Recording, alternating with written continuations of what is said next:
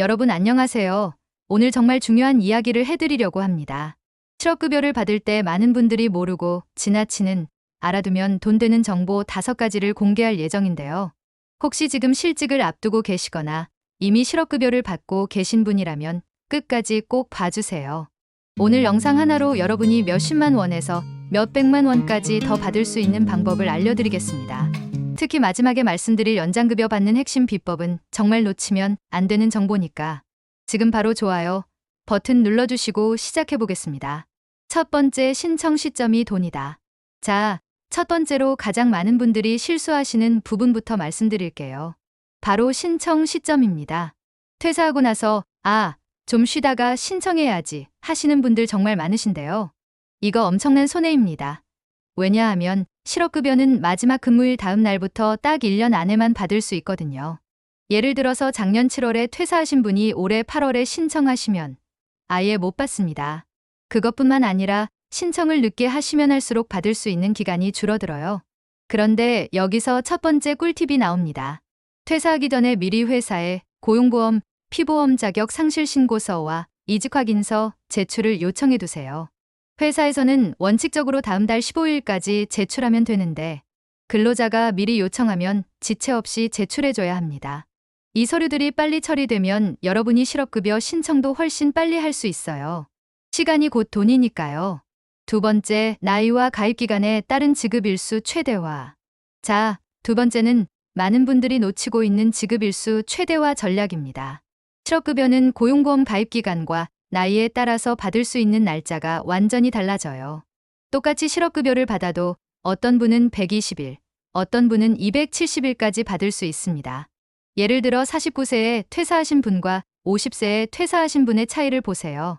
고용보험에 5년 이상 10년 미만 가입하신 경우 49세는 210일, 50세는 240일을 받아요. 무려 30일, 즉 한 달 더 받는 거예요. 두 번째 꿀팁은 이겁니다. 만약 여러분이 지금 49세이고 퇴사를 고민하신다면 가능하면 50세가 된 후에 퇴사하시는 게 유리합니다. 물론 개인 상황에 따라 다르겠지만 이런 차이가 있다는 걸 아시고 판단하세요. 그리고 고용보험 가입기간은 회사를 옮겨도 계속 누적됩니다. 다만 3년 이상 공백이 있으면 그 이전 기간은 합산되지 않으니 주의하세요. 세 번째, 임금 계산의 숨은 비밀. 세 번째는 정말 중요한데 많은 분들이 모르는 임금 계산법입니다. 실업급여는 퇴직 전 3개월 평균 임금의 60%를 받아요. 그런데 여기서 함정이 있습니다. 2025년 기준으로 최대 하루 7만 1,000원까지만 받을 수 있고 최저 6만 6천 원 정도는 보장해준다는 거예요. 예를 들어 월급이 250만 원이신 분의 경우를 계산해보면 하루에 약 4만 9천 원 정도가 나옵니다. 그런데 이게 최저선인 6만 6천 원보다 낮으니까 6만 6천 원을 받게 됩니다. 세 번째 꿀팁은 이겁니다. 만약 여러분이 시간제 근무나 저임금으로 일하고 계신다면 실업급여를 받을 때는 최저선이 보장되니까 생각보다 괜찮은 금액을 받을 수 있어요. 반대로 고임금자라면 상한선 때문에 생각보다 적게 받을 수 있다는 점도 알아두세요. 네 번째, 정당한 이직 사유 완벽 정리. 네 번째는 정당한 이직 사유에 대한 이야기입니다. 많은 분들이 내가 사표를 냈으니까 실업급여 못 받아라고 생각하시는데 그렇지 않습니다. 법에서 정한 정당한 이직 사유가 있으면 자발적 퇴사여도 실업급여를 받을 수 있어요. 주요한 것들을 말씀드리면 첫째, 이직일 전 1년 이내에 2개월 이상 임금을 못 받은 경우. 둘째, 성희롱이나 직장 내 괴롭힘을 당한 경우. 셋째, 회사가 이전해서 출퇴근 시간이 왕복 3시간 이상 걸리는 경우. 넷째, 질병이나 부상으로 일하기 어려운 경우. 다섯째, 임신, 출산, 육아 때문에 일하기 어려운데 휴가나 휴직이 허용되지 않는 경우. 네 번째 꿀팁은 이런 상황에 해당하신다면 관련 증빙 서류를 꼼꼼히 준비하는 것입니다. 의사소견서, 회사와의 메일이나 문자, 증인 등 모든 자료가 도움이 됩니다. 다섯 번째, 조기재 취업수당의 놀라운 혜택. 다섯 번째는 조기재 취업수당에 대한 이야기입니다. 이건 정말 많은 분들이 모르는 제도예요. 실업급여를 받다가 빨리 취업하면 오히려 손해라고 생각하시는 분들 많으시죠? 아닙니다. 조기재 취업수당이라는 게 있어요. 실업신고를 한 지 14일이 지난 후에 소정급여 일수의 절반 이상을 남기고 안정된 직업에 12개월 이상 계속 취업하면 남은 급여 일수의 절반을 한 번에 받을 수 있습니다. 예를 들어 240일 받을 수 있는 분이 60일 받고 취업했다면 남은 180일의 절반인 90일치를 한 번에 받는 거예요. 이게 얼마나 큰 도움이 되겠어요? 5번째 꿀팁은 새 직장을 구할 때 이 제도를 염두에 두시라는 겁니다. 단기 계약이나 불안정한 일자리보다는 12개월 이상 안정적으로 일할 수 있는 곳을 찾으시면 이런 혜택까지 받을 수 있어요. 숨겨진 핵심 정보 수급기간 연기 제도. 이제 정말 중요한 핵심 정보 하나 더 말씀드릴게요. 바로 수급기간 연기 제도입니다. 임신, 출산, 질병, 부상 등으로 당장 취업활동을 할 수 없는 상황이라면 4년 범위 내에서 수급기간을 연장할 수 있어요. 많은 분들이 지금 아프니까 실업급여 못 받겠네 라고 포기하시는데 그럴 필요 없습니다.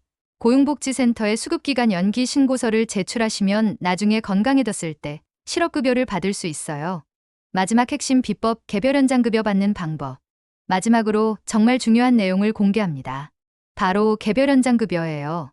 실업급여 기간이 끝나가는데 아직 취업을 못했다면 포기하지 마세요. 적극적으로 구직 활동을 했는데도 취업이 특히 어렵고 생활이 곤란한 경우에는 개별 연장급여를 받을 수 있습니다. 조건은 다음과 같아요. 고용센터의 직업소개나 상담에 3회 이상 응했는데도 취업을 못했고 본인과 배우자, 재산이 합쳐서 3억 원 이하인 경우예요. 마지막 핵심 내용은 이겁니다.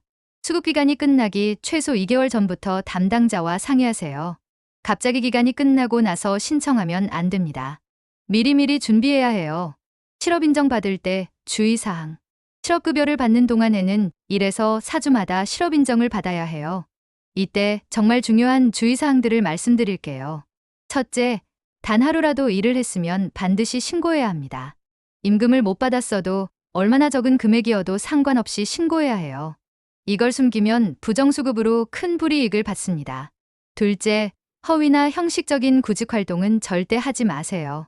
취업할 생각도 없으면서 같은 회사에만 계속 지원하거나 말도 안 되는 조건만 고집하면 구직급여가 중단될 수 있어요. 셋째, 실업인정은 반드시 본인이 해야 합니다. 다른 사람이 대신하면 부정수급이에요. 중복 지원 불가 제도들. 실업급여와 함께 받을 수 없는 제도들도 있어요. 국민취업지원제도는 실업급여 받는 동안에는 참여할 수 없고 국민취업지원제도에서 일유형의 경우 실업급여가 끝나고 6개월이 지나야 참여할 수 있어요. 국민내일배움카드로 교육은 받을 수 있지만 훈련장려금은 못 받습니다. 이런 것들을 미리 알고 계시면 더 효율적으로 계획을 세울 수 있어요. 온라인 신청 꿀팁. 요즘은 많은 것들을 온라인으로 할 수 있어요. 구직 등록, 사전 교육, 실업인정 등은 온라인으로 가능하니까 시간을 절약하세요. 다만 수급 자격 인정 신청은 반드시 고용복지센터에 직접 가야 합니다. 온라인 신청이 가능한 분들은 상실신고서와 이직확인서가 모두 처리된 상용근로자로 피보험 단위기간이 180일 이상이고 비자발적으로 이직한 65세 미만인 분들이에요. 자, 오늘 정말 중요한 실업급여 꿀팁들을 모두 말씀드렸는데요. 정리해드리면 퇴사 전에 미리 서류 제출 요청하기, 나이와 가입기간 고려해서 퇴사 시기 정하기, 임금 계산법 정확히 이해하기, 정당한 이직 사유 해당하면 증빙자료 준비하기, 조기 재취업 수당 활용하기, 수급기간 연기 제도 활용하기, 개별 연장급여 미리 준비하기.